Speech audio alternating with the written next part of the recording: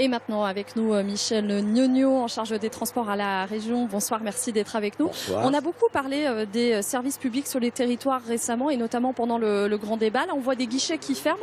La proximité, elle n'est pas au rendez-vous?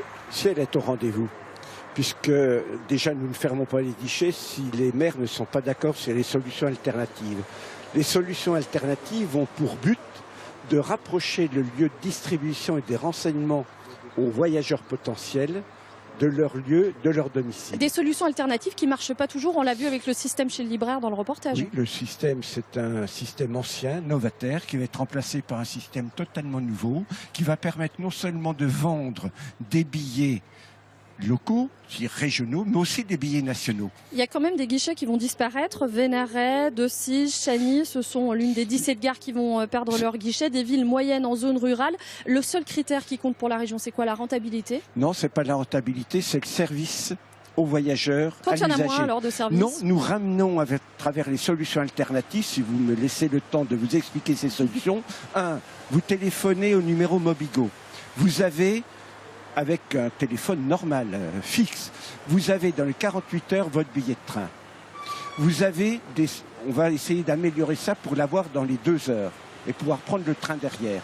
Ensuite, vous avez des solutions qui vont être mises dans des lieux qui vont être plus ouverts plus longtemps aux usagers que les lieux actuels dans les gares. Et d'autre part, en parallèle, nous voulons que dans la gare, il y ait un service au public qui permettent de faire revivre la gare. Actuellement, nous avons, sur les chiffres que vous avez donnés, une petite correction, sur 200 gares, il n'y a que 43 gares avec des guichets actuellement.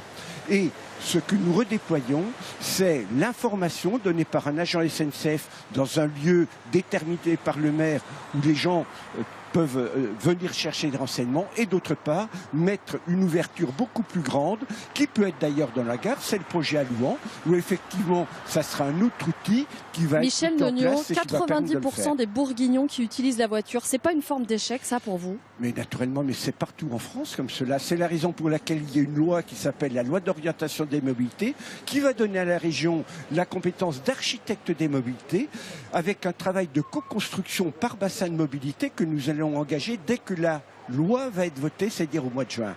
Et nous sommes prêts... Avec les initiatives des gens? Mais naturellement, travailler avec les maires, localement, co-construite. Vous ne pouvez pas trouver des solutions de mobilité si vous n'avez pas le territoire et surtout les habitants et responsables de ce territoire qui sont d'accord avec ce que l'on propose. Il faut donc que ce soit tout co-construit et c'est tout ce qui va être donné comme capacité à faire par la loi d'orientation des mobilités à toutes les régions. Et en Bourgogne-Franche-Comté, avec la présidente Marie Dufay, nous sommes très allants sur le sujet. Nous souhaitons définir ces bassins de mobilité dès que la loi est votée et commencer de travailler dessus, secteur par secteur, pour que toutes les initiatives puissent être regroupées et connaître des solutions répondant aux besoins de mobilité. Merci.